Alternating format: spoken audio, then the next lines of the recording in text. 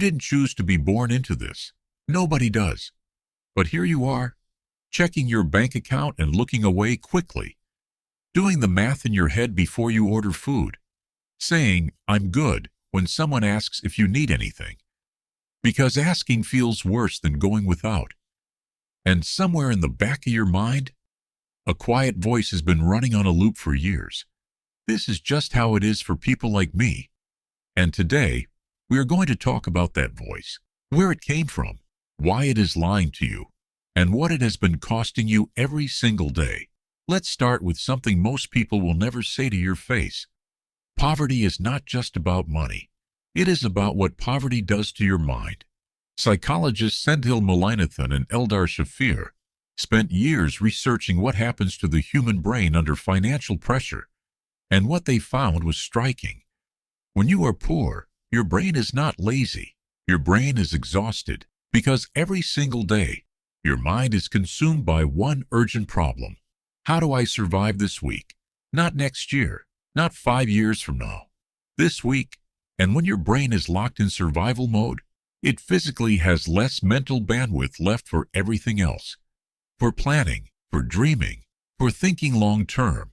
This is called the scarcity mindset. And it is not a character flaw. It is what happens to any human brain under constant financial pressure. The poor are not poor because they don't think. They are poor because poverty forces them to think about the wrong things for too long. But here is the part nobody wants to say out loud. Some of where you are right now was taught to you, not by bad people necessarily, but by people who were also surviving. Your parents, your neighborhood, your environment. They taught you things like, money is hard to get, rich people are just lucky, or rich people are corrupt. Don't get too big for your boots. Stay in your lane. Work hard and be grateful for what you have. And those things were said with love. They were said to protect you from disappointment. But they also quietly told your brain, wealth is not for people like you. And your brain believed it, because your brain believes what it hears the most. That is not your fault. But here is the blunt truth. Those beliefs are still running inside you right now, and they are making decisions for you. Without your permission, every time an opportunity shows up, a small voice says, "That is not for me." Every time someone talks about investing or building something, you tune out before they finish the sentence. Not because you are not smart enough, but because something deep inside you already decided. That world is not yours. That is the program. And the first step to changing your life is seeing the program for what it is. Now let's talk about something even harder, the weight of it. Because nobody talks about how tired you are. Not physically tired, although that too, but the specific exhaustion that comes from always calculating, always managing, always one unexpected bill away from everything falling apart. You wake up already behind. You go to sleep still figuring things out, and in between, you carry a pressure that people who have never been poor simply do not understand.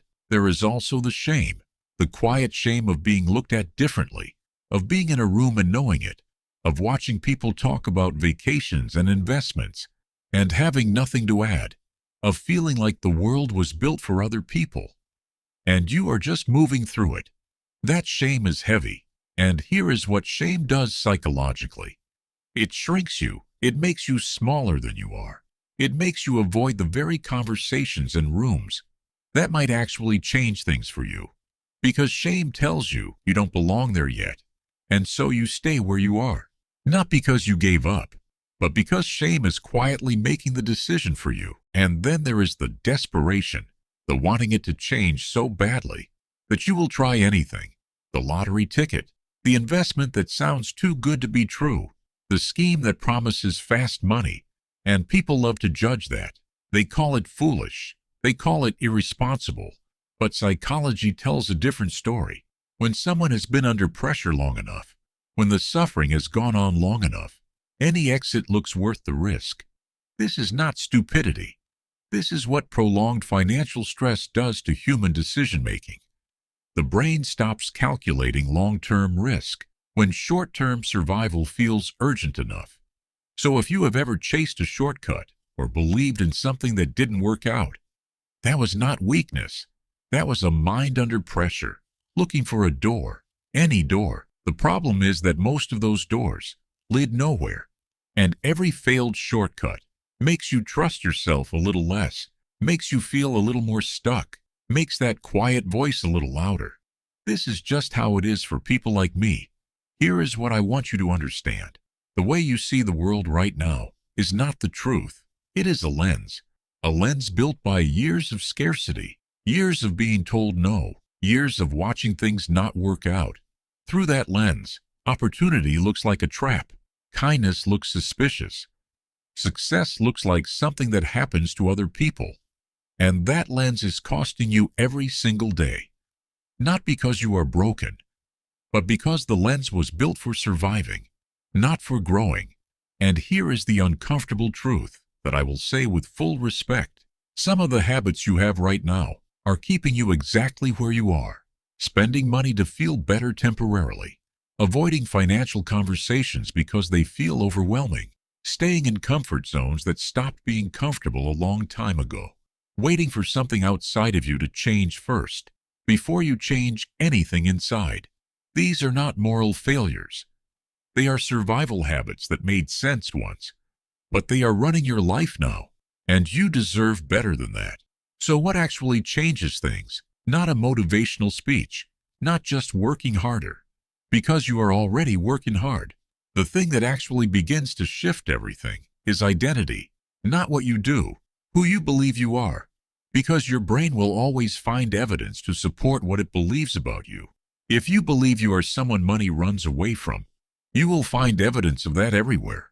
If you begin, slowly, imperfectly, even skeptically, to act like someone who understands money, who makes small intentional decisions, who refuses to let the scarcity voice make every choice, your brain begins to find evidence of that instead. This is not magic. This is neuroscience. The brain is not fixed. It is trainable. And it starts with one small decision at a time. Not a perfect plan. Not waiting until things are better. One decision today that the old version of you would not have made. That is how the lens begins to change. You are not poor because you are lazy. You are not poor because you are stupid. You are not poor because you don't deserve better.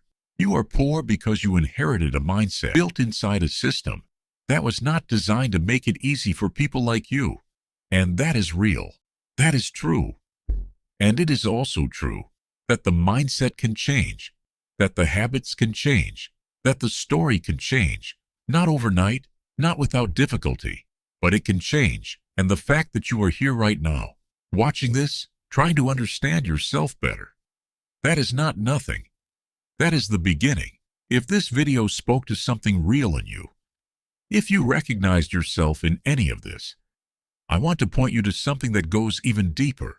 It is called 30 Habits That Keep Poor People Poor and Broke.